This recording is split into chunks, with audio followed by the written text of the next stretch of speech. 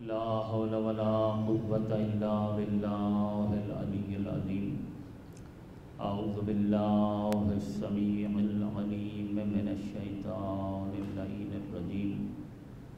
بسم الله الرحمن الرحيم.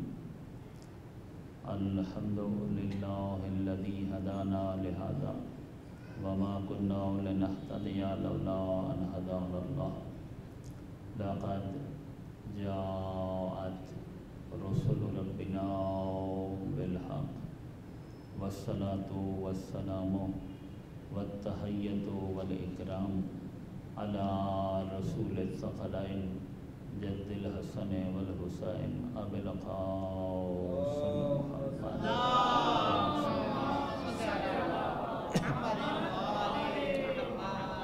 وعلى آله الأطيبين الأطهرين الأشرفين الأفضلين ورحمة الله على محبهم أجمعين ولعنة الدائمة على أعدائهم وأعداء الله من يوم ظلمهم إلى الآن ومن الآن إلى قيام يوم الدين.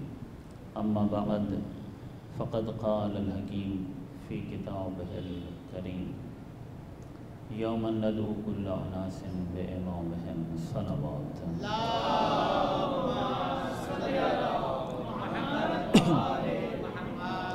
عزیزان گرامی قدر، یہ 10 روزہ مجالس کے جو ذکر امام زمان کے عنوان سے ہر سال یہاں پر انٹرنیشنل حسینیہ آرگنائزیشن کی جانب سے ہوتی ہیں اور سرکار ولی العصر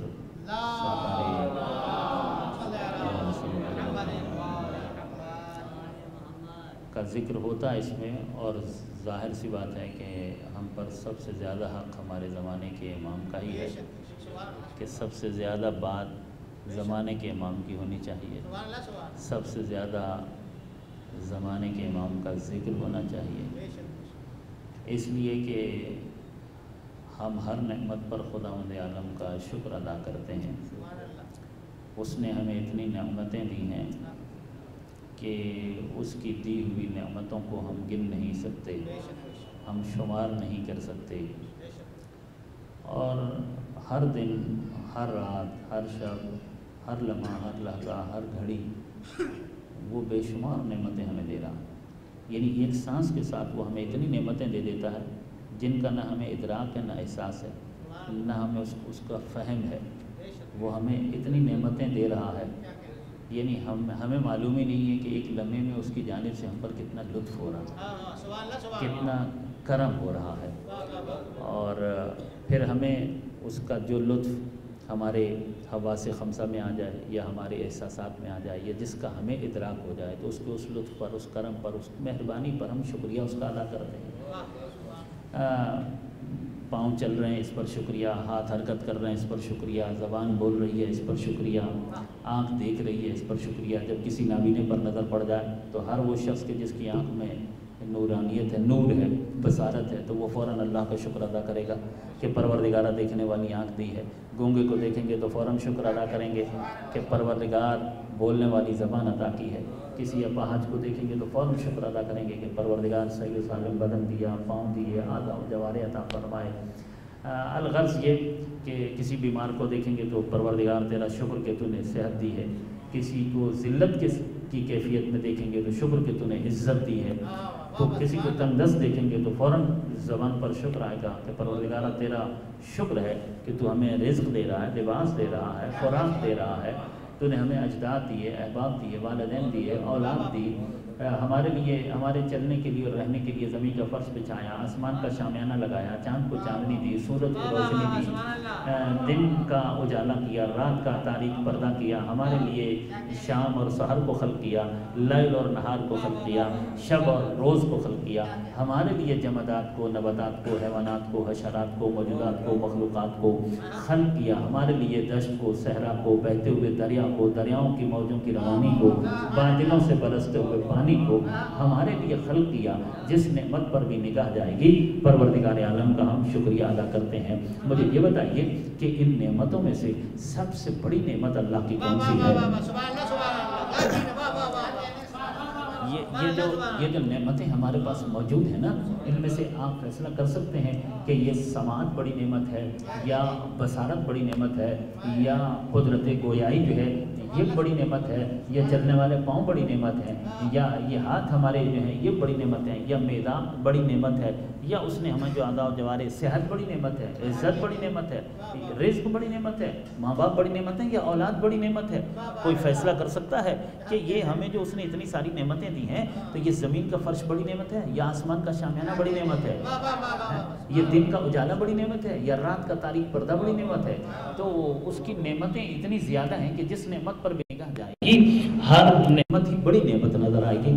اور ظاہر سی بات ہے کہ ہم گونگے کو دیکھیں گے تو کہیں گے کہ بولنے والی زبان سب سے بڑی نعمت ہے، اندھے کو دیکھیں گے تو کہیں گے نہیں دیکھنے والی آنکھ سب سے بڑی نعمت ہے، بہرے کو دیکھیں گے تو کہیں گے نہیں سننے والے کان سب سے بڑی نعمت ہے، اگر کسی اپاہج کو معذور کو دیکھیں گے تو کہیں گے نہیں یہ جو چلنے والے پاؤں ہیں یہ سب سے بڑی نعمت ہے۔ تو جس چیز کو بھی جس سے جو محروم ہے اگر اس پر نگاہ جائے گی تو ہم کہیں گے نہیں یہ نعمت سب سے بڑی نعمت ہے۔ تو مجھے بتائیے سب سے بڑی نعمت ہے کون سی نعمت؟ ہمیں وہ نعمت تلاش کرنی ہے جو سب سے بڑی نعمت ہو۔ تو اگر میں بہت ہی مختصر کروں تو میں یوں کہوں گا کہ سب سے بڑی نعمت وہ نعمت ہوگی کہ جس نعمت کی وجہ سے ساری نعمتیں ملیں گی۔ کہ اگر وہ ایک نعمت نہ ہو تو کچھ بھی نہ ہو، اور وہ سب سے بڑی نعمت کون سی ہے؟ تو پیغمبر فرماتے ہیں، کائنات کے رسول ارشاد فرماتے ہیں کہ دیکھو یہ زمین، یہ آسمان، یہ چاند، یہ سورج، یہ کائنات ہماری وجہ سے ہے، اور ہم میں سے جب تک کوئی ایک معصوم بھی اس زمین پر ہوگا زمین کا فرش بھی بچھا رہے گا، آسمان کا شامیانہ بھی لگا رہے گا، چاند میں چاندنی بھی ہوگی، سورج میں روشنی بھی ہوگی، یعنی یہ کائنات جو اس وقت باقی ہے تو کسی معصوم وجود کی وجہ سے باقی ہے۔ کوئی معصوم وجود ہے کہ جس کی وجہ سے یہ کائنات باقی ہے۔ زمین جو غلہ دے رہی ہے، زمین جو سبزہ اگا رہی ہے تو کسی معصوم وجود کی وجہ سے اگا رہی ہے۔ دریا جو بہہ رہے ہیں، یہ دن اور رات کا جو عدل و بدل ہے تو یہ کسی معصوم وجود کی وجہ سے ہے۔ تو سب سے بڑی نعمت زمانے کے امام ہے، سب سے بڑی نعمت جو ہے وہ سرکار ولی العصر ہے، وہ سب سے بڑی نعمت ہے، اس لیے کہ اگر وہ نہ ہو تو کچھ بھی نہ ہو، کوئی بھی نعمت نہ ہو۔ اگر آج امام زمانہ نہ ہو تو نہ زمین ہو، نہ آسمان ہو، نہ چاند ہو، نہ سورج ہو، نہ ہوا ہو، نہ فضا ہو، نہ دشت ہو، نہ صحرا ہو، نہ بہتے ہوئے دریا ہو، نہ ہمارے پاس زندگی ہی نہیں ہوگی، ہم ہی نہیں ہوں گے، کچھ بھی نہیں ہوگا۔ ہم کون ہیں؟ ہم ہیں کون؟ میں کون ہوں؟ یہ جو میرا ہاتھ ہے یہ میں ہوں، میرا جو چہرہ ہے یہ میں ہوں، یہ جو میرا سر ہے یہ میں ہوں، یہ جو میرا جسم و بدن ہے یہ میں ہوں۔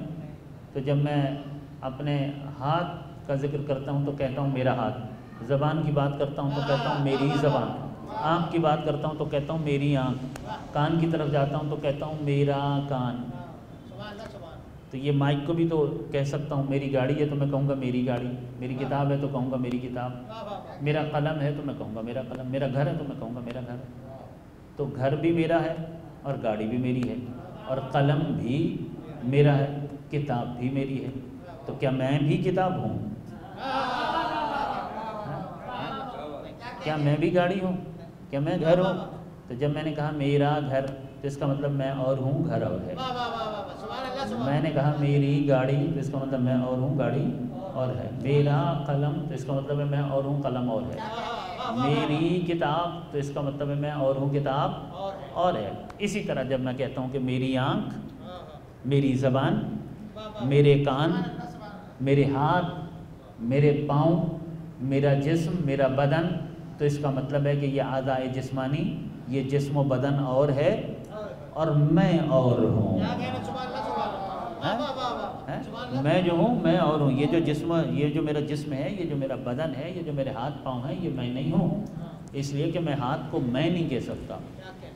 ہاتھ میرا ہے، میں نہیں ہے، پاؤں میرا ہے، میں نہیں ہے، آنکھ میری ہے، میں نہیں ہے۔ تو میں اور میرے کے فرق کو سمجھیے گا، جہاں میرا آ جائے وہاں غیریت ہوتی ہے، جہاں میں آ جائے وہاں حقیقت ہوتی ہے، ٹھیک ہے نا؟ میں حقیقت نفس ہے، میں حقیقت ہے، ذات کی حقیقت، نفس کی حقیقت وہاں میں آئے گا، اور غیریت ہے تو وہاں میرا آئے گا۔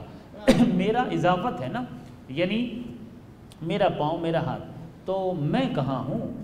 یہ جسم تو نظر آ رہا ہے، یہ جسم میرا ہے، مگر میں کہاں ہوں؟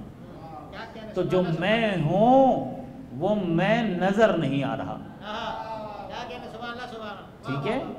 میں نظر آتا ہوں، میں نظر نہیں آتا، نہ آپ کو نظر آتا ہوں نہ اپنے آپ کو نظر آتا ہوں، ٹھیک ہے نا؟ نظر نہیں آتا، ٹھیک ہے نا؟ اس لیے کہ یہ جسم میرا ہے، میں نہیں ہوں، میں تو وہ روح ہے، ٹھیک ہے نا؟ میں کیا ہوں؟ وہ روح، کہ جس کی وجہ سے جسم میں حرکت ہے، جس کی وجہ سے جسم میں زندگی ہے، جس کی وجہ سے جسم میں زندگی ہے، جسم میں حرکت ہے، میں وہ روح ہوں، مگر وہ روح نظر نہیں آتی ہے، وہ روح پردہ غیب میں رہتی ہے۔ صلی اللہ علیہ وسلم۔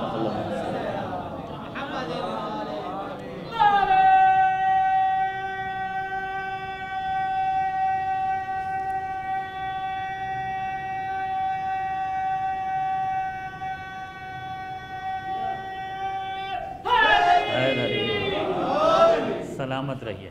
روح پردہ غیب میں ہے، مگر کسی میں ہمت ہے کہ اس روح کا انکار کر دے؟ کہہ دو کہ روح نہیں ہے۔ جب نظر نہیں آ رہی تو تسلیم کیوں کر رہے ہو؟ ٹھیک ہے نا؟ روح نظر نہیں آ رہی مگر پھر بھی تسلیم کر رہے ہیں۔ کوئی ایک حقیقت ہے جو غائب ہے، جو نظر نہیں آتی، مگر اسی غائب کی وجہ سے میرے جسم کی کائنات میں زندگی ہے۔ اسی طرح اس کائنات کی بھی کوئی روح ہے جو پردہ غیب میں ہے، وہ نظر نہیں آتی ہے مگر کائنات میں زندگی اسی کی وجہ سے ہے۔ بلند ترین صلوات بھیجیے اللہ۔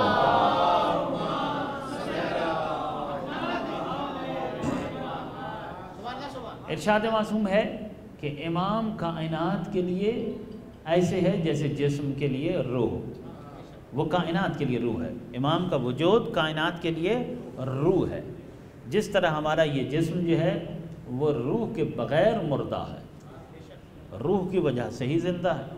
اسی طرح یہ جو کائنات میں جو بھی حرکت موجود ہے، یہ جو دن کا سورج طلوع ہو جاتا ہے، پھر غروب ہوتا ہے اور رات کا تاریک پردہ آ جاتا ہے، تو یہ جو دن آ رہا ہے، رات آ رہی ہے، یہ جو زمین کا فرش بچھا ہوا ہے، آسمان کا شامیانہ ہے، یہ جو دشت اور صحرا ہے، یہ جو عالم رنگ و بو میں جو بھی حرکت ہے، جو بھی شے ہے، جو بھی چیز ہے، اس کی موجودگی اور اس کائنات کا ہونا اسی پر منحصر ہے۔ وہ ایک وجود کہ جو نظر نہیں آ رہا ہے، اس کی وجہ سے کائنات ہے۔ تو کائنات کے لیے امام جو ہیں وہ روح ہے، ٹھیک ہے؟ اچھا، میں اپنی ہی روح کا انکار کر دوں، روح مجھے نظر نہیں آتی ہے مگر کوئی بھی نہیں ہے۔ اچھا، اگر کسی کی غیبت، کیونکہ غائب ہے، نظر نہیں آتا ہے، غیبت ہی نہ ہونے کی دلیل ہوا کرتی ہے، تو پھر نظر تو بہت ساری چیزیں نہیں آتی ہیں۔ خدا نظر نہیں آتا ہے، ٹھیک ہے نا؟ تو کیا خدا کا انکار کر دیں گے کیونکہ خدا نظر نہیں آتا ہے؟ پھولوں کو ہم دیکھتے ہیں اور ان میں موجود خوشبو کا احساس بھی کرتے ہیں مگر خوشبو نظر نہیں آتی ہے، تو کیا خوشبو کا انکار کیا جا سکتا ہے؟ ہوا چلتی ہے اور ہم ہوا کو محسوس بھی کرتے ہیں مگر ہوا ہمیں نظر نہیں آتی ہے، تو نظر نہ آنے کی وجہ سے کیا ہوا کا انکار کیا جا سکتا ہے؟ اسی طریقے سے ہماری جو روح ہے، ہر انسان کے پاس جو روح ہے وہ روح نظر نہیں آتی ہے مگر کیا روح کا انکار کیا جا سکتا ہے؟ نہیں کیا جا سکتا۔ تو کتنی ایسی چیزیں ہیں کہ جو نظر نہیں آتی ہیں مگر انہیں مانا جا رہا ہے، انہیں تسلیم کیا جا رہا ہے۔ حد ہے کہ شیطان نظر نہیں آتا مگر اسے مانتے ہیں۔ کوئی نہیں پوچھتا کہ بھائی شیطان جو ہے وہ جب نظر ہی نہیں آتا تو ہم شیطان کو کیوں مانیں؟ شیطان دکھائی نہیں دیتا، نظر نہیں آتا، غائب رہتا ہے، مگر ہر کوئی شیطان کو مان رہا، کوئی بھی شیطان کا انکار نہیں کر رہا۔ تو گمراہ کرنے والے کی غیبت پر عقیدہ ہے، ہدایت دینے والے کی غیبت پر عقیدہ نہیں ہے۔ یہ کیسے ہو سکتا ہے؟ ادھر ہی ہے۔ جو خدا گمراہ کرنے والے کو مہلت دے سکتا ہے، کیا وہ اپنے نمائندے کو زندگی نہیں دے سکتا؟ اور پھر عجیب تعصب ہے کہ انکار مختلف بہانوں سے کیا جاتا ہے۔ کبھی یہ کہ اتنی لمبی عمر کیسے ہو سکتی؟ کیا اس سے پہلے کسی کی اتنی لمبی عمر نہیں ہوئی؟ حضرت نوح علیہ السلام کی 2500 برس عمر ہوئی۔ امام زمانہ تو ابھی ان کی عمر کے نصف کو بھی نہیں پہنچے، ظاہری زندگی جو ہے۔ اسی طریقے سے حضرت لقمان جو ہے ان کی 3500 برس زندگی ہوئی، مگر ان کی لمبی عمروں پر عقیدہ ہے، انکار نہیں ہے۔ عجیب مرحلہ ہے۔ یہاں لمبی عمر پر بھی تعجب ہوتا ہے۔ اچھا، شیطان کی لمبی عمر پر تعجب نہیں ہوتا؟ شیطان کی کتنی لمبی عمر ہے، اس پر کوئی تعجب نہیں ہے کہ اتنا لمبا عرصہ وہ کیسے زندہ رہ سکتا۔ اسی لیے سورہ بنی اسرائیل نے کہا یوم ندعو کل اناس بامامہم، کہ روز قیامت ہر شخص اپنے امام سے مراد ہے کہ جس کو اس نے اپنا رہبر مانا، اپنا لیڈر مانا، اپنا پیشوا مانا، اپنا مقتدی مانا، تو وہ اس کے ساتھ اٹھے گا۔ اگر جسے لیڈر، رہبر، مقتدی و پیشوا مانا ہے وہ جنت میں جائے گا، تو جو اس کے پیچھے وہ بھی جنت میں چلا جائے گا۔ اگر وہ خود دوزخ میں پہنچ جائے گا تو جو اس کے پیچھے وہ بھی دوزخ میں چلا جائے گا۔ یہی سورہ بنی اسرائیل کی یہ آیت بتا رہی ہے، یوم ندعو کل اناس بامامہم۔ جہاں امام ہوگا وہاں غلام ہوگا۔ امام جنت میں ہوگا تو غلام بھی جنت میں ہوگا، امام دوزخ میں ہوگا تو غلام بھی دوزخ میں ہوگا۔ اب مجھے یہ بتائیے کہ جنہیں مصطفیٰ کے برحق 12ویں جانشین کے ہونے پر شک ہو اور شیطان پر پک ہو، وہ روز قیامت کس کے ساتھ اٹھیں گے؟ صلوات اللہم صلی اللہ۔ تو جس پر شک ہے، ظاہر ہے کہ جس پر یقین ہو، یہ سورہ بنی اسرائیل کی، اس لیے معاملہ بڑا نازک ہے۔ اپنے یقین کو درست کرنا ہوگا، اپنے عقیدے کو اور اپنے ایمان کو ٹھیک کرنا ہوگا۔ اور جب ہم کہتے ہیں، دیکھیں ایک بات تو یہ کہ لمبی عمروں کے لوگ گزر گئے، ان پر اعتراض نہیں، مولا امام زمانہ پر اعتراض ہے۔ آگے بڑھتے ہیں۔ پھر صرف کیا ابھی تک امام زمانہ ہی موجود ہیں اور کوئی موجود نہیں ہے؟ 4 نبی ابھی تک زندہ، 4 نبی جو ہیں ابھی تک موجود ہیں۔ حضرت ادریس علیہ السلام موجود ہیں، حضرت عیسیٰ علیہ السلام موجود ہیں، حضرت الیاس علیہ السلام موجود ہیں، حضرت خضر علیہ السلام موجود ہیں۔ تو ان چاروں پر تو اتفاق ہے شیعہ و سنی کا، اور بعض روایات میں 7 انبیاء کا بھی ذکر ہے، مگر 4 میں اختلاف نہیں کسی کو، 4 پر اتفاق ہے۔ تو ان چاروں کے زندہ ہونے پر تعجب نہیں ہے، اور جس کی وجہ سے یہ چاروں زندہ ہیں، جس کی وجہ سے یہ چاروں زندہ ہیں، اس کے زندہ ہونے پر تعجب ہے۔ اگر ہم کہتے ہیں کہ حضرت ادریس علیہ السلام زندہ ہیں، سب ماننے کے لیے تیار ہیں۔ ہم کہتے ہیں کہ حضرت عیسیٰ علیہ السلام زندہ ہیں، اس بات کو بھی سب مانتے ہیں۔ حضرت الیاس اور حضرت خضر کے زندہ ہونے پر بھی سب کو عقیدہ ہے کہ یہ موجود ہیں اور زندہ ہیں۔ یہ نہیں معلوم کہ یہ زندہ ہیں کیوں، اللہ نے انہیں کیوں زندہ رکھا۔ تو انصار امام زمانہ جو ہیں، وہ جو 313 انصار ہیں، ان میں ان کا نام موجود ہے۔ وہ جو 313 ہے نا، ان 313 میں سے ایک عیسیٰ ہے۔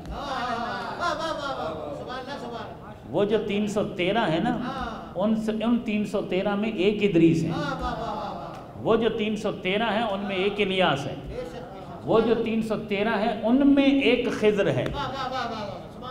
یہ زندہ ہی سرکار ولی العصر کی وجہ سے، ان کو اس لیے زندہ رکھا گیا ہے کیونکہ انہوں نے امام کی نصرت کرنی ہے۔ اب آپ کے علم میں ہونا چاہیے کہ سرکار ولی العصر اللہم صلی علی محمد امام زمان علیہ السلام کا جو ظہور ہے، اس ظہور کی جو شرائط ہیں، ان شرائط میں سے ایک اہم ترین شرط امام کے مستعد، مخلص، کارآمد اور لائق انصار کا وجود ہے۔ یہ امام کے ظہور کی شرائط میں سے ایک شرط ہے، انصار کا وجود، مددگاروں کا وجود۔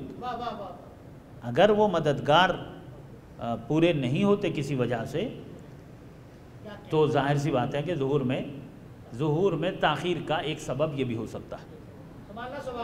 تو ظہور کے ویسے تو یہ حکمت الہی اور مشیت الہی سے تعلق ہے اور مصلحت الہی سے کہ جب اللہ چاہے گا تو ظہور فرمائیں گے۔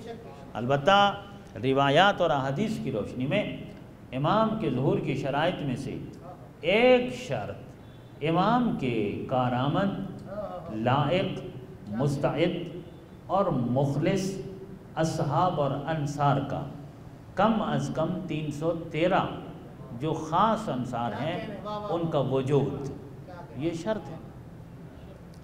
اب مجھے یہ بتائیے کہ وہ 313 لوگ بولتے ہیں کہ عجیب بات ہے کہ وہ 313 ابھی تک پورے ہی نہیں ہوئے، تو میں یہ کہتا ہوں کہ اگر تو اس 313 میں میرے اور آپ کے جیسے لوگوں نے شامل ہونا ہوتا تو پھر تو کوئی مسئلہ ہی نہیں تھا۔ ان 313 کا معیار کیا ہے؟ اسے تو یہاں سے سمجھو کہ ان میں ایک تو عیسیٰ ہے، ایک ادریس ہے، ایک الیاس ہے۔ تو اب مجھے بتاؤ کہ جو دوسرے ہیں ان کا کیا لیول ہونا چاہیے، کس اسٹینڈرڈ کے ہونے چاہیے؟ صلوات پڑھیے محمد محمد۔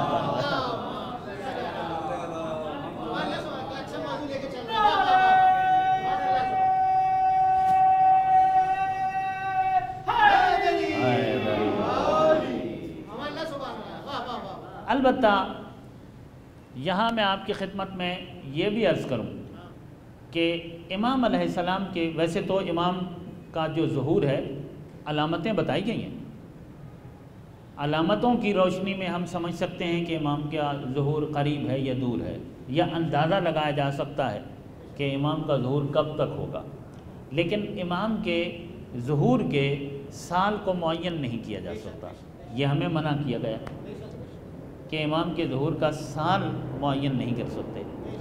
اتنا البتہ روایات سے پتہ چلتا ہے، معصومین کے ارشادات سے، کہ جس بھی سال میں ظہور فرمائیں گے وہ سال طاق ہوگا، جفت نہیں ہوگا، طاق ہوگا جس سال میں بھی ظہور فرمائیں گے۔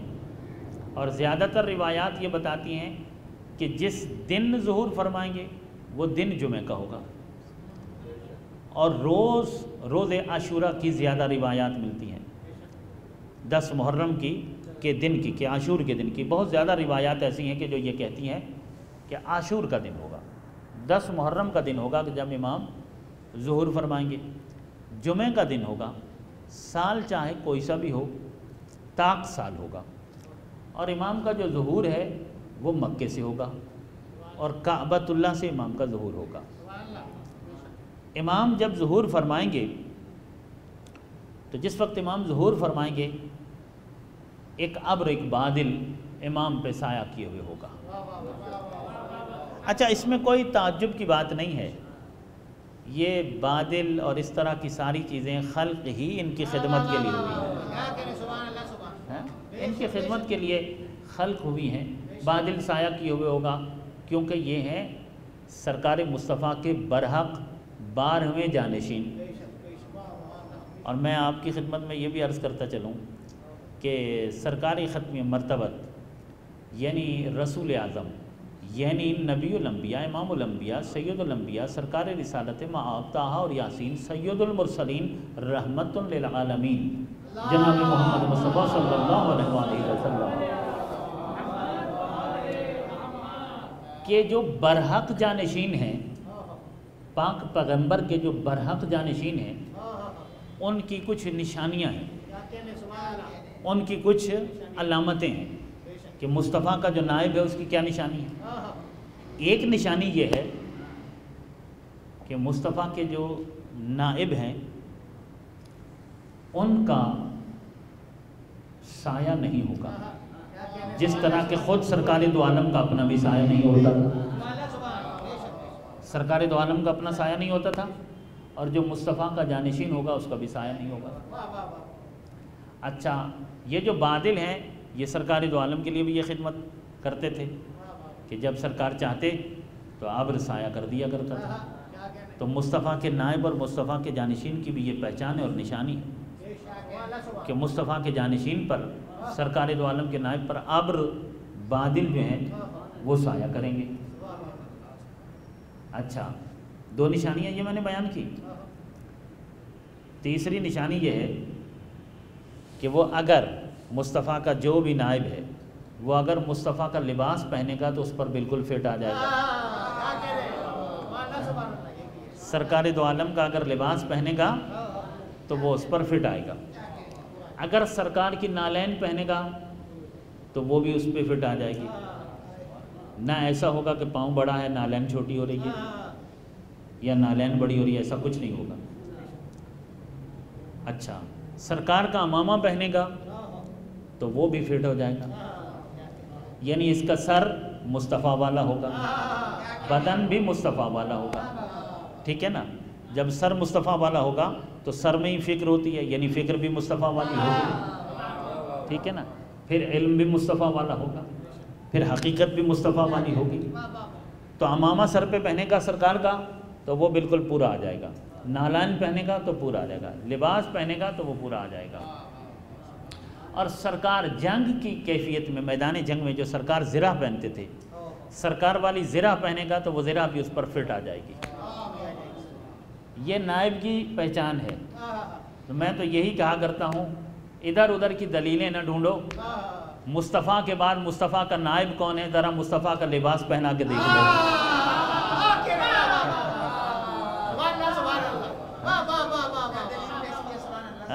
مصطفیٰ کے بعد مصطفیٰ کا نائب کون ہونا چاہیے، جھگڑنے کی کوئی بات ہی نہیں ہے۔ اس کے سر پہ مصطفیٰ کا امامہ رکھ کے دیکھ لو، اسے مصطفیٰ کا لباس پہنا کے دیکھ لو، مصطفیٰ کی زرہ پہنا کر دیکھ لو، مصطفیٰ کا اسلحہ اس کے ہاتھ میں دیکھ لو، مصطفیٰ کی نالین اس کے پاؤں میں دے کر دیکھ لو۔ مصطفیٰ نے اپنے نائب کو اپنی زندگی میں ہی یہ ساری چیزیں پہنائیں، ٹھیک ہے، خلوت میں بھی، جلوت میں بھی، گھر میں بھی، میدان میں بھی۔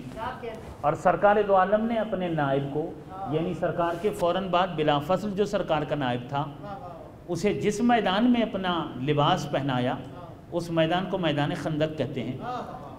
جنگ خندق کے میدان میں کبھی کوئی سوچے کہ جنگ کا میدان تھا اور عمر بن عبد ود سامنے سے مسلسل للکار رہا تھا اور مبارز طلب کر رہا تھا، ایسے میں جب علی کو بھیج رہے تھے پیغمبر جنگ اور ایمرجنسی حالات، اور ان میں یہ ضروری سمجھا کہ علی ذرا روکو، نعلین بھی ہماری پہنو، امامہ بھی ہمارا پہنو، قبا بھی ہماری پہنو، آج تلوار بھی ہماری لے لو، اپنا پورا لباس زرہ بھی ہماری پہنو۔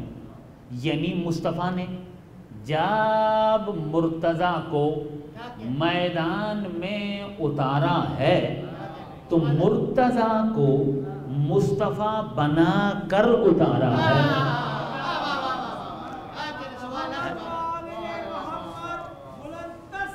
صلوات اللہم صلی اللہ علیہ وسلم۔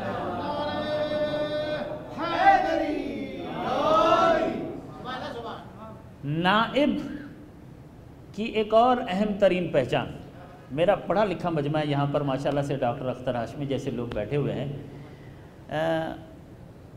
نائب جو ہوتا ہے نا کہ برحق نائب ہے یا نہیں ہے، اپنے مناب کا برحق جانشین ہے یا نہیں ہے؟ اس کی ایک پہچان یہ ہوتی ہے کہ نائب اپنے مناب کی ان چیزوں کا وارث ہوتا ہے۔ کن چیزوں کا؟ اپنے مناب کے امامے کا، مناب کی نالین کا، مناب کی ابا قبا کا، مناب کی زرہ کا وارث ہوتا ہے، وارث ہوتا ہے۔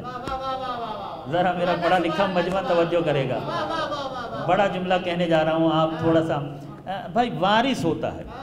نائب مناب کے امامے کا، نعلین کا، لباس کا، قبا کا، زرہ کا وارث ہوتا ہے۔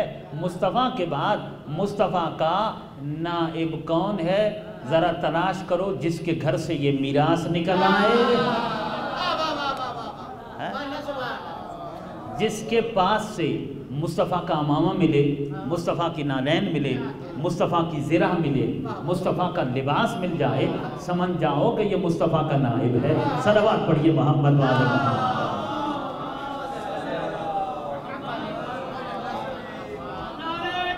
تکبیر، اللہ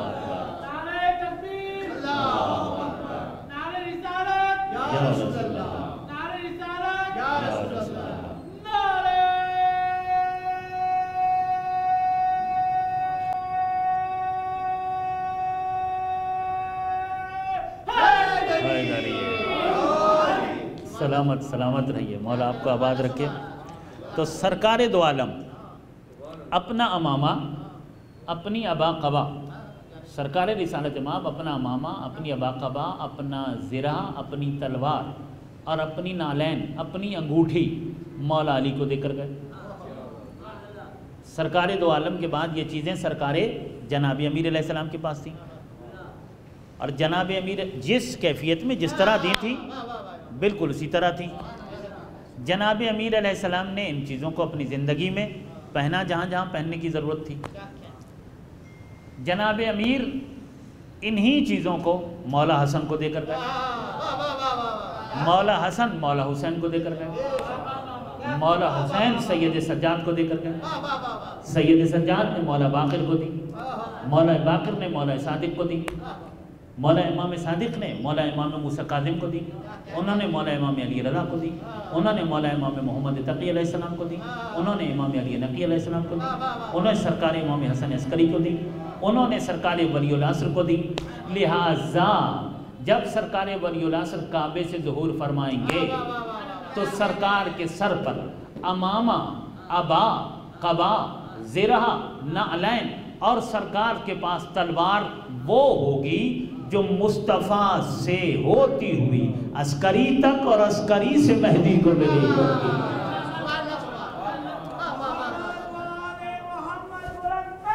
صلوات اللہم صلی اللہ محمد۔ اب ذرا غور فرمائیے گا کہ امام ہیں 12 اور یہ سارے کے سارے برحق مصطفیٰ کے جانشین ہیں، الہی نمائندے ہیں، اور سرکار دو عالم کے برحق جانشین ہیں 12 امام۔ امام 12 ہیں، امامہ سب کے سروں پر وہ ایک، ٹھیک ہے؟ وہی امامہ امامت کا امامہ ہے، وہی امامہ قیادت کا امامہ ہے، وہی امامہ الہی نمائندگی کا امامہ ہے۔ وہ جو لباس ہے نا، وہ لباس قیادت کا لباس ہے، کائنات بشریت کی قیادت کا لباس۔ اور جب سرکار ولی العصر ظہور فرمائیں گے تو اسی لباس میں ہوں گے، پاؤں میں نالین مصطفیٰ ہوگی، سر پہ امامہ مصطفیٰ ہوگا، اور جس میں اطہر پر لباس مصطفیٰ ہوگا، اور ذوالفقار حیدری کو کمر کے ساتھ حمائل کیے ہوئے ہوں گے،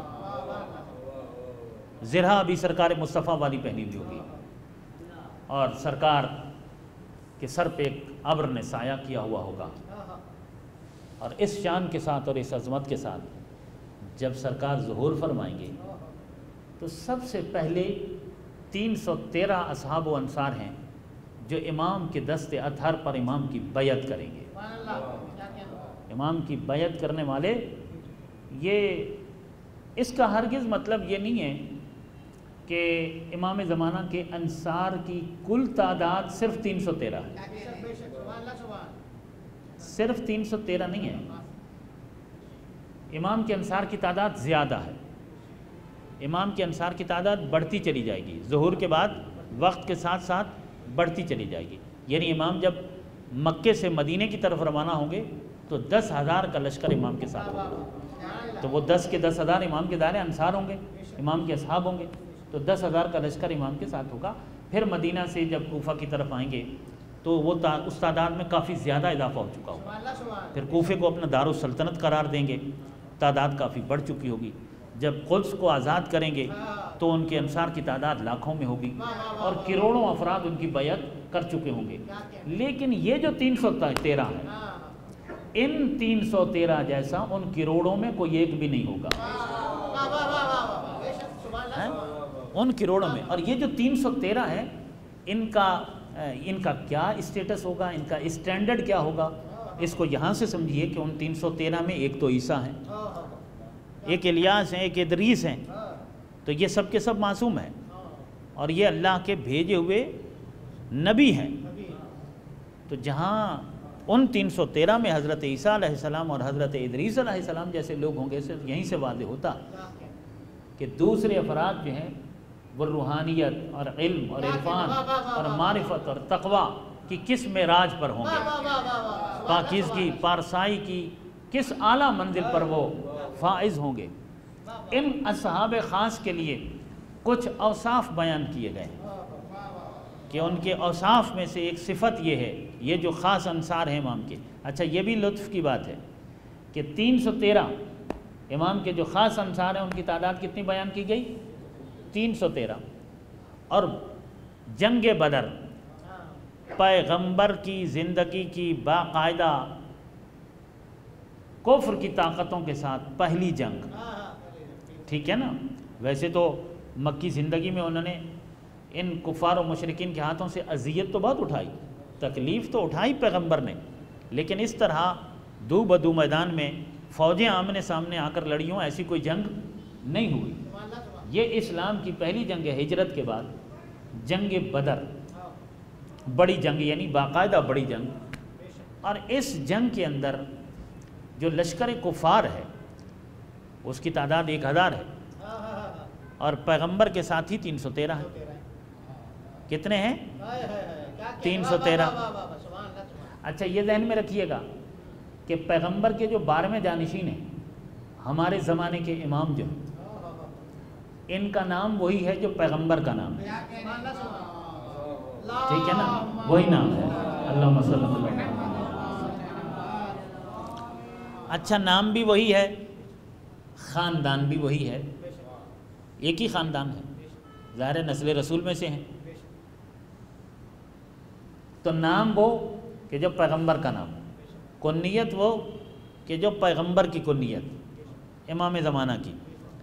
اور بھی بہت ساری چیزیں ہیں کہ جو مشترکات ہیں، اور ان مشترکات میں سے ایک چیز یہ کہ ابتدائی مرحلے پر پیغمبر کے ساتھ بھی 313 تھے اور پیغمبر کے 12ویں جانشین کے ساتھ بھی 313 ہوں گے۔ اس کا مطلب ہے کہ وہاں پر بھی 313 اور یہاں پر بھی 313، عدد میں جو مطابقت آئی ہے تو اس میں کوئی مصلحت تو ہوگی، ٹھیک ہے نا؟ وہاں 313 تھے پیغمبر کے ساتھ اور وہاں سے اسلام قرۂ ارض پر پھیلنے جا رہا تھا۔ سرکار ولی العصر کے ساتھ 313 ہوں گے اور اسلام قرۂ ارض پر غالب ہونے جا رہا ہوگا۔ نشر اسلام اور تشہیر اسلام میں بھی 313 تھے اور تغلیب اسلام میں بھی 313 ہی ہوں گے، یعنی جس کے اصحاب کا عدد بھی اپنے جد والا ہو۔ اس طرح سے تلاش کیا جائے کہ مصطفیٰ کے برحق جانشین کی علامت کیا ہو سکتی ہے، یعنی 12واں جانشین ہے اور پہلے مرحلے پر اصحاب کی تعداد بھی وہی ہے کہ جو اپنے جد سرکار ولی العصر کے جد رسول اللہ کے اصحاب کی انصار کی جو تعداد تھی وہی تعداد ہے امام زمانہ کی، تاکہ واضح ہو جائے کہ وہاں جہاں سے اسلام کی الف ب شروع ہوئی تھی اب اسلام کی تجدید ہو رہی ہے اور اسلام کے چہرے پر جو گرد و غبار آئی ہے اس تصویر کو صاف کر کے کل قرۂ ارض پر اسلام کو غالب کیا جا رہا ہے۔ اس کے اصحاب و انصار بھی اس کے ساتھ 313 ہیں۔ اگر اس کے نانا نے 14 کیے ہوتے تو یہ بھی 14 کر لیتا، کیونکہ وہاں 313 314 نہیں ہے، عدد کا بھی فرق نہیں ہے۔ تو یہ نہیں کہ نائب اور مناب میں تو اتنا تطابق ہوتا ہے کہ جہاں عدد کا فرق بھی نہیں آیا۔ صلوات پڑھیے محمد وعلی محمد۔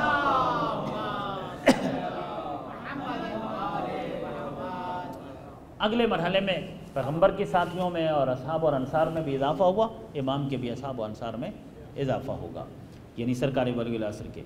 تو امام زمانہ کے یہ جو انصار ہیں 313، ان کی کچھ خصوصیات بیان کی گئیں، اوصاف بیان کیے گئے۔ وہ جو اوصاف ہیں ان اوصاف میں سے ایک صفت یہ ہے کہ ان کے دل بہت مضبوط ہوں گے۔ ان کے دل کیا ہوں گے؟ بہت مضبوط ہوں گے، بلکہ یوں روایت میں بیان کیا گیا کہ ان کے جو دل ہیں وہ لوہے کے ٹکڑوں کی مانند ہوں گے۔ لوہے کے ٹکڑوں کی مانند، گوشت کے ٹکڑے کی مانند نہیں۔ ہمارے سینوں میں جو ہیں یہ گوشت کے ٹکڑے، گوشت کے ٹکڑوں کی مانند نہیں، لوہے کے ٹکڑوں کی مانند۔ اتنا مضبوط دل رکھتے ہوں گے یہ 313 دل۔ اور اس مضبوط دل کی وجہ سے ان کی دوسری صفت اور خصوصیت یہ بیان کی گئی ہے کہ یہ جب امام کی نصرت کریں گے اور امام کے لشکر میں شامل ہو کر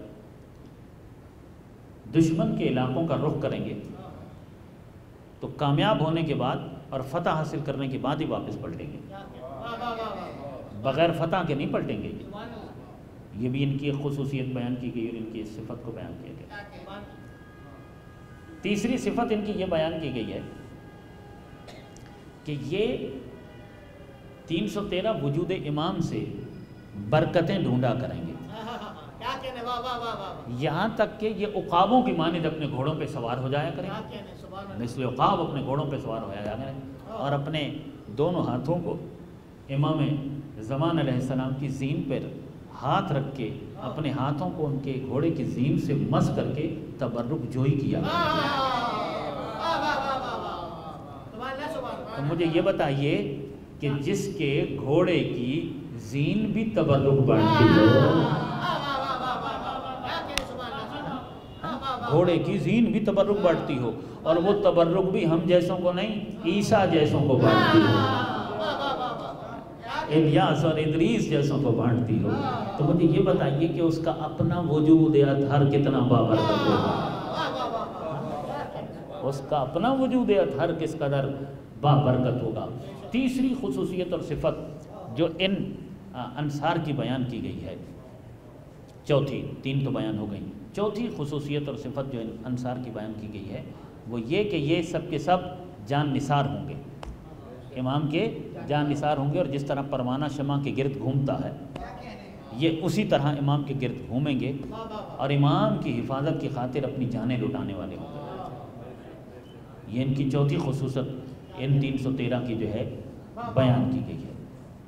اور 5ویں خصوصیت جو ان کی بیان کی گئی ہے وہ یہ بیان کی گئی ہے کہ یہ سب کے سب شب زندہ دار اور اہل مناجات ہوں گے، ٹھیک ہے نا، یہ راتوں کو سونے والے نہیں ہوں گے، یہ راتوں کو عبادت کرنے والے اور دعا و مناجات اور ذکر خدا میں مصروف رہنے والے ہوں گے۔ یہ ان کی 5ویں خصوصیت بیان ہوئی ہے۔ اور 6ٹھی خصوصیت ان کی یہ بیان کی ہے کہ یہ راتوں میں زاہد ہوں گے اور دن میں شیر ہوں گے، ٹھیک ہے نا، راتوں میں یہ زاہد ہوں گے اور میدان کے اندر دن کی روشنی میں یہ مثل شیر ہوں گے، ایسے یہ شجاع اور ایسے یہ بہادر ہوں گے۔ اور اس سے اگلی صفت جو ان کی بیان کی گئی ہے وہ یہ بیان کی گئی ہے کہ یہ امام کے مطیع محض ہوں گے، مطیع محض، یعنی امام علیہ السلام کے فرما بردار ہوں گے، تابعدار ہوں گے، مگر تابعدار اور فرما بردار 10 100 50 1000 10,000 ہو سکتے ہیں، سب کی تابعداری اور فرما برداری میں فرق آتا ہے، فرق ہوتا ہے نا۔ آپ نے فرمان جاری کر دیا، تعمیل ہو گئی اس کی، مگر ایک نے اس کی تعمیل 1 مہینے کے بعد کی، ایک نے 1 دن کے بعد کی، ایک نے 1 گھنٹے کے بعد کی، ایک نے 1 منٹ کے بعد کی، ایک نے 1 سیکنڈ کے بعد کی، ایک نے چشم زدن میں کی۔ یہ چشم زدن میں اطاعت کرنے والے ہیں، یہ مطیع محض ہوں گے، ادھر حکم صادر ہوا نہیں، ادھر اطاعت ہوئی نہیں۔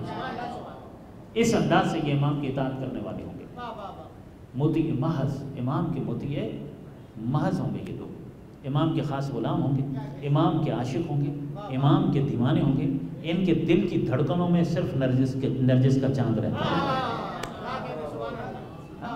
اس قدر ولی العصر سے انہیں محبت ہوگی، یہ خصوصیات ہیں ان کی، یہ امتیازات ہیں ان کی۔ یہ نہ صرف یہ کہ اپنی جانیں امام پر لوٹانے والے ہوں گے، بلکہ اپنا مال، اپنی اولاد، کسی بھی چیز کو امام سے عزیز نہیں سمجھیں گے، کسی چیز کو بھی امام سے عزیز نہیں سمجھیں گے، اپنی جان، اپنا مال، اپنا اولاد سب کچھ امام پر لوٹائیں گے۔ راتیں ان کی عبادت میں گزریں گی، مطیع محض ہوں گے، امام کے جان نثار ہوں گے، اور جیسے پروانے شمع کے گرد گھومتے ہیں یہ اس طرح گھومنے والے ہوں گے، دل ان کے انتہائی مضبوط ہوں گے۔ اب مجھے یہ بتائیے کہ دنیا میں بسنے والا ہر وہ شخص کہ جو سرکار ولی العصر کو، اللہم صلی اللہ محمد محمد، سرکار مصطفیٰ کا برحق جانشین مانتا ہے، 12ویں برحق جانشین ہے سرکار دو عالم کے، رسول اکرم کے 12ویں برحق جانشین ہیں، نائب مصطفیٰ ہیں، 12ویں نائب ہیں، جو یہ مانتا ہے اور جو انہیں اپنا مولا مانتا ہے، امام معصوم مانتا ہے، اور جو شخص یہ چاہتا ہے کہ روز قیامت میرا حشر ان کے ساتھ، مجھے ان کے پیچھے اٹھایا جائے، کیا اس کی یہ تمنا نہیں ہونی چاہیے کہ میرا شمار ان 313 میں ہو جائے؟ ہونی چاہیے نا، تمنا ہونی چاہیے نا۔ اور اگر ہم یہ تمنا پیدا کر لیں اپنے اندر کہ ہم نے ان 313 میں سے ایک مجھے بھی ہونا چاہیے، اور اس کے لیے آج سے یہ کوشش شروع کر دیں کہ ان 313 میں ایک مجھے بھی ہونا چاہیے، تو مجھے یہ بتائیے کہ یہ جب ہم یہ کوشش کریں گے تو ہمیں کرنا کیا پڑے گا؟ ہمیں کیا کرنا پڑے گا؟ ہمیں یہ کرنا پڑے گا کہ راتوں کو بستر لپیٹنا پڑیں گے، راتیں عبادت الہیہ میں گزریں، شب و روز اطاعت الہی میں گزریں، حرام کام کو چھوڑنا پڑے گا، خدا کی نافرمانی چھوڑنا پڑے گی، شیطان کی اطاعت کو چھوڑنا پڑے گا۔ اگر ہماری یہ خواہش ہو کہ امام کے ظہور کے بعد ہم فوری طور پر امام کے مطیع ہو جائیں، اور امام کے جو مطیع اور فرما بردار ہیں ان میں ہمارا شمار ہو، تو کیا کرنا پڑے گا؟ امام کی غیبت میں بھی اپنے آپ کو امام کا فرما بردار بنانا پڑے گا۔ جو شخص امام زمانہ کے زمانہ غیبت میں اپنے آپ کو امام کا مطیع بنائے اور امام کا فرما بردار بنائے، وہ یہ امید رکھے کہ امام کے ظہور کے بعد بھی مجھے امام کی اطاعت کی توفیق حاصل ہوگی اور امام کے فرما برداروں میں میرا شمار ہوگا۔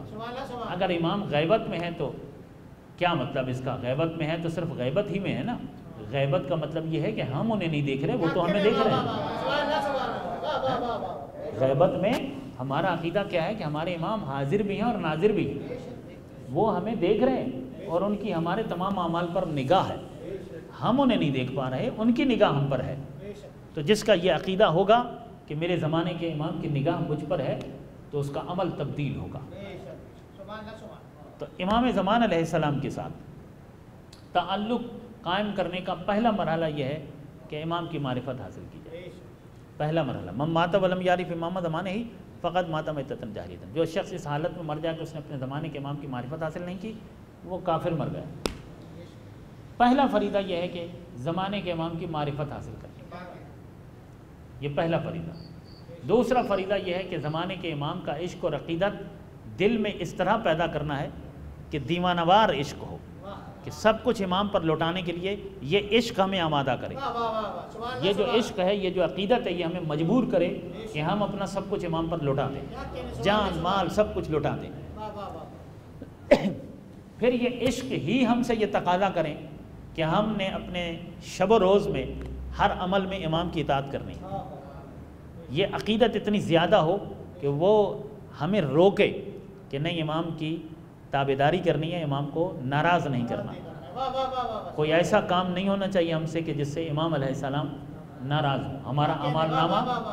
ہمارا اعمال نامہ ہر شب جمعہ امام کے پاس جاتا، اور ظاہر ہے کہ اگر اس میں ہمارے کردار کے اندر سیاہیاں موجود ہوں، سیاہ کاریاں موجود ہوں، خراب اعمال موجود ہوں، تو امام کو دکھ ہوتا ہے اور صدمہ ہوتا ہے. امام روتے ہیں.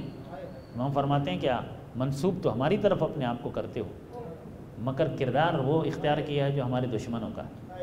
اسی لیے معصوم کا حکم ہے کہ کونوا لنا زینن، ہمارے لیے باعث زینت بنو.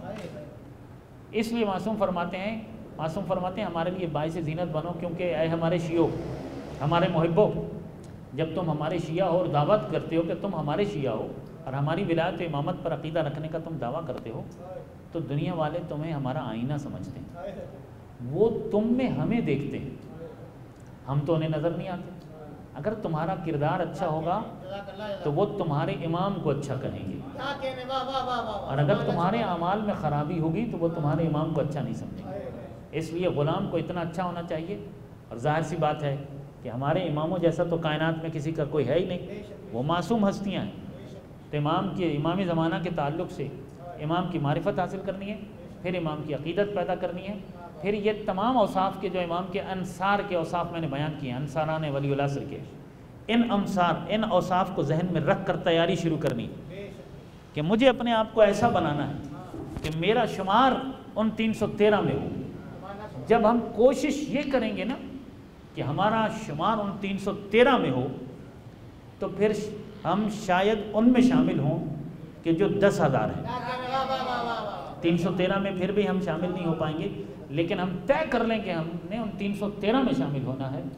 تو اتنی کوشش کریں گے، ذہن میں وہ رکھیں گے، معیار اس کو قرار دیں گے، تو اہلیت ہمارے اندر شاید وہ پیدا ہو جائے کہ جو 10,000 یہ سیکنڈ درجے کے لوگ ہیں. ٹھیک ہے نا؟ اور ممکن ہے کہ اس کی بھی اہلیت نہ ہو، تو کم از کم ہمارا شمار ان میں ہو جائے کہ جو ہزاروں میں ہیں، یا ان میں شمار ہو جائے کہ جو لاکھوں میں ہیں، یا ان میں شمار ہو جائے کہ جو کروڑوں میں ہیں. ٹھیک ہے نا؟ لیکن کم از کم امام کے محبوں اور امام کے غلاموں میں کسی بھی لائن میں، کسی بھی صف میں، کسی بھی درجے میں ہمارا شمار ہو. ہمارا شمار ان لوگوں میں نہ ہو کہ امام ظہور فرمانے کے بعد جن سے ناراض ہوں. یہ اہم ترین تقاضا ہے کہ جس امام کی وجہ سے ہمیں رزق مل رہا ہے، جس امام کی وجہ سے ہمیں دیکھنے والی آنکھ ملی ہے، سننے والا کان ملا ہے، دھڑکنے والا دل، اولاد، احباب، ہوا، فضا، ہر چیز جس امام کی وجہ سے ہم کھا رہے ہیں. ہم تو کسی کے ہاں ایک کپ چائے بھی پئیں تو ان کا شکریہ ادا کرتے ہیں. جس امام کی وجہ سے زندگی ملی ہوئی ہے، جس امام کی وجہ سے ہر چیز مل رہی ہے، کیا اس امام کا ہم پر کوئی حق نہیں ہے نا؟ وہ امام ہم سے صرف کیا چاہتے ہیں؟ یہ چاہتے ہیں کہ تمہارا کردار ایسا ہونا چاہیے، تمہارے کردار میں طہارت ہونی چاہیے، تمہارے کردار میں پاکیزگی ہونی چاہیے، تمہارے اندر تقوی ہونا چاہیے، تمہارے اندر زہد ہونا چاہیے. یعنی تم ایسے ہو جاؤ. دیکھیں، اگر ہم اپنے اعمال اور اپنے کردار اور اپنے افکار کی روشنی میں اپنا جائزہ لیں اور ہم یہ امید رکھیں کہ ہمیں امید ہے کہ ہمارا شمار امام کے محبوں اور امام کے غلاموں میں ہوگا، تو پھر ہم یہ بھی امید رکھ سکتے ہیں کہ انشاءاللہ قیامت کے دن میں ہم ان افراد میں اٹھیں گے کہ یوم ندعو کل اناس بامامہم، کہ جو زمانے کے امام کے پیچھے اٹھنے والے لوگ ہیں، سرکار ولی العصر کے پیچھے اٹھنے والے جو لوگ ہیں، انشاءاللہ ہمارا شمار انہی لوگوں میں ہوگا. ایک صلوات پڑھیے محمد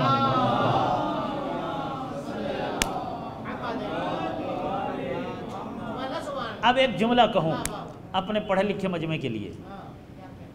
ظہور کے بعد کرنی ہے نصرت زمانے کے امام کی، اور بننا ہے ناصر سرکار ولی العصر کا.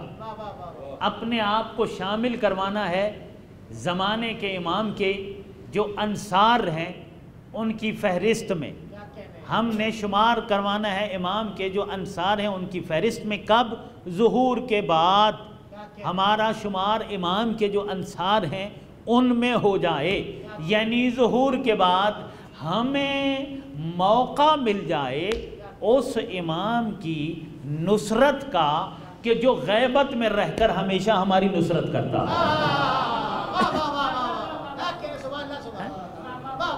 اس وقت وہ امام غیبت میں ہیں اور لمحہ لمحہ ہماری نصرت کر رہے ہیں اور ہماری مدد کر رہے ہیں اور اگر ہمیں اس بات کا تھوڑا سا شعور آ جائے اور احساس ہو جائے کہ وہ کتنی ہماری نصرت کرتے ہیں، ہمیں معلوم ہی نہیں ہے کتنی مصیبتوں سے زمانے کے امام بچا رہے ہیں، کتنی آفتوں سے اور کتنی بلاؤں سے زمانے کے امام نے بچا رکھا ہے.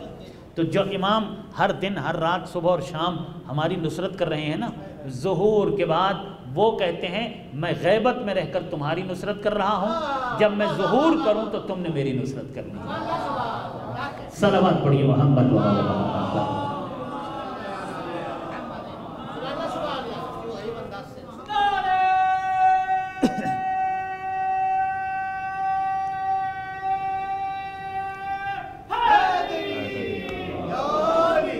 اچھا، کوئی یہ آخری مرحلے کے نتیجہ میں کوئی یہ کہہ سکتا ہے کہ بھائی آپ کے زمانے کے امام جو غیبت میں رہ کر کروڑوں اربوں شیعوں کی نصرت کر رہے ہیں، تو پردہ غیب میں ان کے اندر اتنی قدرت ہے کہ وہ پردہ غیب میں ہوتے ہوئے کروڑوں شیعوں کی نصرت کر رہے ہیں، تو وہ ظہور کے بعد آپ کی نصرت کے کیوں محتاج ہو جائیں گے؟ وہ ظہور کے بعد آپ کی نصرت کے کیوں محتاج ہو جائیں گے؟ کوئی کہہ سکتا ہے؟ میں یہ کہتا ہوں کہ وہ اللہ، کہ کیونکہ تم تو یا علی مدد نہیں کہتے، تم تو یا اللہ مدد کہتے ہو، تو وہ تمہارا خدا کہ جو ہمیشہ تمہاری مدد کرتا ہے نا، اس میں ہمارا بھی عقیدہ ہے، ہمارا اللہ ہماری مدد کرتا ہے اور ساری مخلوقات کی مدد کرتا ہے. تو وہ تو ہے ہی اللہ، وہ تو ہے ہی رب، وہ تو ہے ہی خالق، وہ تو ہے ہی مالک، وہ تو ہے ہی معبود. محمد و آل محمد تو اس کی مخلوق ہیں، وہ خالق ہے اور یہ اس کی مخلوق ہے، یہ اس کے چنے ہوئے بندے ہیں، یہ اس کے مصطفیٰ مرتضی مجتبیٰ بندے ہیں. ان کے پاس جو فضائل ہیں اس نے دیے ہیں، ان کے پاس جو علم ہے اس نے دیا، ان کے پاس جو قدرت ہے اس نے دی ہے، ان کے پاس جو امامت ہے اس اللہ نے انہیں دی ہے، ان کے پاس جو ولایت ہے اس اللہ نے انہیں دی ہے، ٹھیک ہے نا. ان کے پاس جو معجزے ہیں، جو کرامتیں ہیں، وہ انہیں اللہ نے دی ہیں. تو اللہ ہے، اللہ تو رب ہے، اللہ تو خالق ہے. اور اگر وہ اللہ ہو کر بھی تم سے کہے کہ میری نصرت کرو،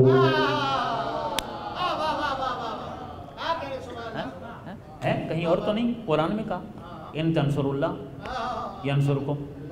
تو اس کا مطلب ہے کہ خدا کو بھی کبھی تمہاری نصرت کی ضرورت ہوتی ہے، اور وہ تو صمد ہے، بے نیاز، وہ تو کسی بھی چیز کا احتیاج مند نہیں ہے، ضرورت مند نہیں ہے. تو وہ بے نیاز ہو کر اگر تمہیں کہتا ہے کہ میری نصرت کرو، تو پھر اگر میرے زمانے کا امام اپنے محبوبوں سے کہے کہ میری نصرت کرو، ٹھیک ہے. اچھا، یہ مفہوم کو سمجھنا ہوگا. اب وما ارسلناک الا رحمۃ للعالمین، اس نے کیا کہا کہ ہم نے اپنے حبیب کو کیا بھیجا ہے؟ عالمین کے لیے رحمت بنا کر بھیجا. تو یہ عالمین کے لیے رحمت ہے. ہمیں کیا کہتا ہے؟ اس پر درود بھیجو. ان اللہ و ملائکتہ یصلون علی النبی یا ایھا الذین آمنوا صلوا علیہ وسلموا تسلیما.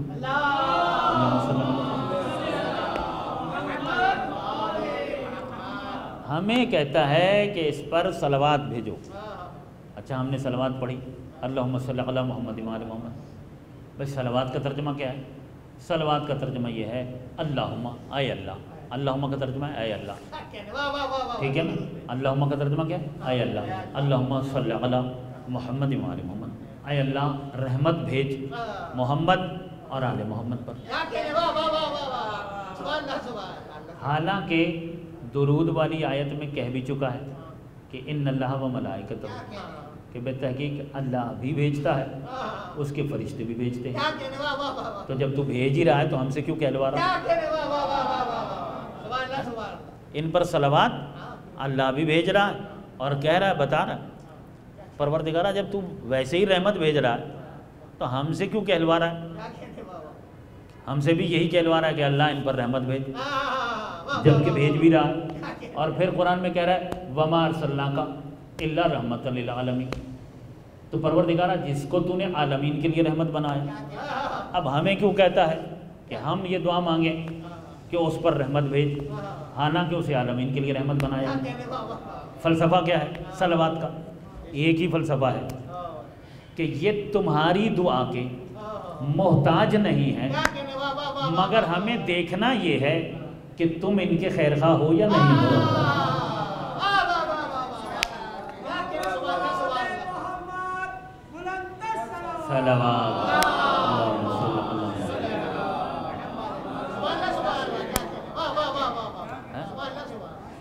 اسی طرح سرکار مولا امام مہدی جب ظہور فرمائیں گے تو امام اس انداز سے تو ہماری نصرت و مدد کے محتاج نہیں ہیں، مگر یہ خط بھی تو، یہ لائن اور یہ خط بھی تو کھینچنا ہے کہ نمائندہ رحمان کے کون ہیں، شیطان کے کون ہیں.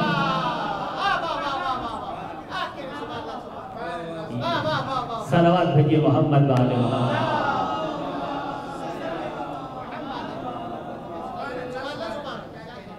بس مومنین کرام دو جملے مصائب کے تاکہ مجلس مکمل ہو جائے. اے عزادارو، جو ہمارے زمانے کے امام ہیں نا، سرکار ولی العصر، زمانے کے امام جہاں بقیت اللہ ہے، جہاں حجت اللہ ہے، جہاں ولی العصر ہے، جہاں امام العصر ہیں، وہیں ان تمام چیزوں کے ہوتے ہوئے حجت خدا، بقیت اللہ، ولی العصر ہونے کے ساتھ ساتھ میرے زمانے کے امام کربلا کے عزادار بھی ہیں،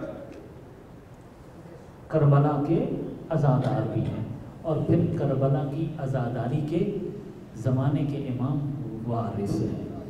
اور ہم فصل کا انتظار کرتے ہیں، یعنی موسم کا، کہ رونے کا موسم آئے گا تو روئیں گے.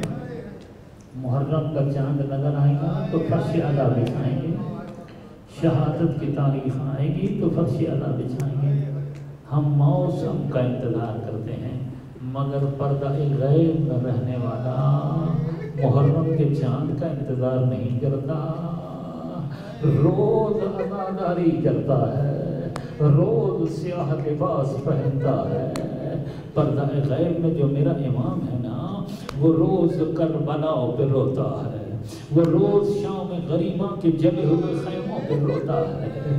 میرا زمانے کا امام روز شام غریبہ میں بطور ذاتیوں کے سروں سے جو چادریں چھنی ہیں نا، ان چادروں کے چھننے پر روتا ہے. میرا زمانے کا امام کربلا کے وہ اجسام اور وہ ابدان، وہ شہداء کربلا کے جن کے جسموں پر گھوڑے دوڑائے گئے. ہاں، میرا زمانے کا امام اپنے دادا کی بھوک اور پیاس کو یاد کر کے روتا ہے، کبھی علی اصغر کی پیاس کو یاد کر کے روتا ہے، کبھی رباب کی مصیبتوں کو یاد کر کے روتا ہے، اور کبھی سکینہ کے رخساروں پر لگنے والے تماچوں کو یاد کر کے گریا کرتا ہے. عزادارو، کربلا میرے زمانے کے امام کے سامنے ہوتی ہے. کربلا آخری جملہ عزادارو، کربلا کے ایک ایک شہید پر روتے ہیں، کبھی حسین پر، کبھی علی اکبر پر، کبھی قاسم کے ٹکڑوں پر، ہاں کبھی شہنشاہ الوفا عباس جلی پر. عزادارو ایک ایک پر روتے ہیں. ہاں، روتے روتے جو نگاہوں میں منظر ہوتا ہے نا، وہ منظر سفر کرنے لگتا ہے.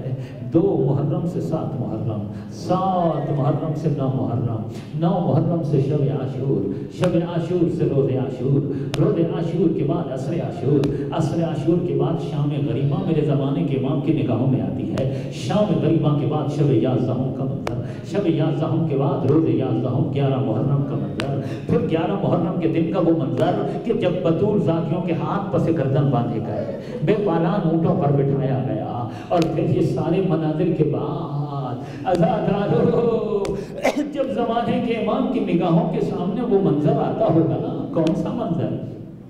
کوفے کے بازار کا منظر، شام کے بازار کا منظر. جب امام اپنی نگاہ امامت سے دیکھتے ہوں گے، ارے شام کا بازار ہے، 5 لاکھ تماشائی ہے، ارے میری پھوپھی زینب کے سر پر چادر نہیں ہے۔ ایک مرتبہ امام کا کلیجہ پھٹتا ہوگا نا یہ سوچ کر کہ ارے میری پھوپھی زینب تو وہ تھی جو زیادہ اپنے بابا سے بھی بات نہیں کیا کرتی تھی۔ ارے آج شام کا بازار، لاکھوں تماشائی، بنت زہرا، سر پر چادر نہیں ہے۔ ارے یہی وہ مصائب ہیں جن پر میرے زمانے کا امام روزانہ عزاداری بھی کرتا ہے، سوگواری بھی کرتا ہے۔ اللہ لعنت اللہ علی القوم الظالمین وسیعلم الذین ظلموا ای منقلب ینقلبون۔ اللہم صلی علی محمد وآل محمد۔ بارہا محمد وآل محمد علیہ السلام کا واسطہ میرے اللہ ہمارے صغیرہ اور کبیرہ گناہوں سے درگزر فرما۔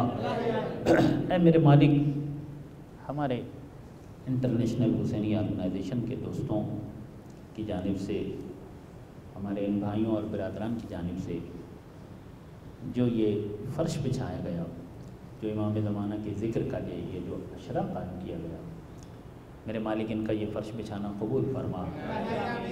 مومنین ان حالات میں بھی یہاں تشریف لائے اور ایسے ایس او پیز کا خیال رکھتے ہوئے ایس او پیز کے تحت بیٹھے یہاں پہ، جیسا کہ ہمارے بھائیوں نے اس چیز کا بڑا خیال رکھا۔ پروردگار ایسی حالات میں ان برادران کا، مومنین کا یہاں آنا بیٹھنا قبول فرما، ہماری نوکری اور ذاکری کو قبول فرما، اور میرے اللہ جتنے ہاتھ تیری بارگاہ میں بلند ہیں سب کی جائز حاجتیں پوری فرما، پریشانیاں دور فرما۔ میرے اللہ دنیا جہان میں جو بھی کوئی بیمار ہے، بیمار کربلا کا واسطہ سب کو شفا عاجل صحت کامل عطا فرما، اور بالخصوص میرے مالک میرے زمانے کے امام کا واسطہ، سرکار ولی العصر کا واسطہ، یہ کرونا وائرس اور اس کی طرح کی اور دیگر جو بھی مہلک اور وبائی امراض ہیں، میرے مالک کل جہان بشریت سے اس کا خاتمہ فرما، اور جتنے بھی انسان اس میں مبتلا ہو گئے ہیں ان سب کو شفا فرما، کل بیماروں کو میرے مالک شفا عطا فرما۔ میرے اللہ ہمارے گزشتگان کی مغفرت فرما، میرے مالک ہمارے زمانے کے امام کو ہم سے راضی فرما، ہمیں ایسا بننے کی توفیق عطا فرما کہ جیسا ہمارے زمانے کے امام ہم سے تقاضا کرتے ہیں، جیسا وہ چاہتے ہیں ہمیں ایسا بنا دے۔ میرے مالک جلد از جلد سرکار ولی العصر کا ظہور فرما، ان کے ظہور کے وقت ہمیں ان کے امان و انصار میں شامل فرما۔ اللہم تقبل منا انک انت السمیع العلیم بحق محمد وآلہ الطاہرین۔ اس مجلس اور ان تمام دعاؤں کی قبولیت کے لیے باوعد بلند صلوات۔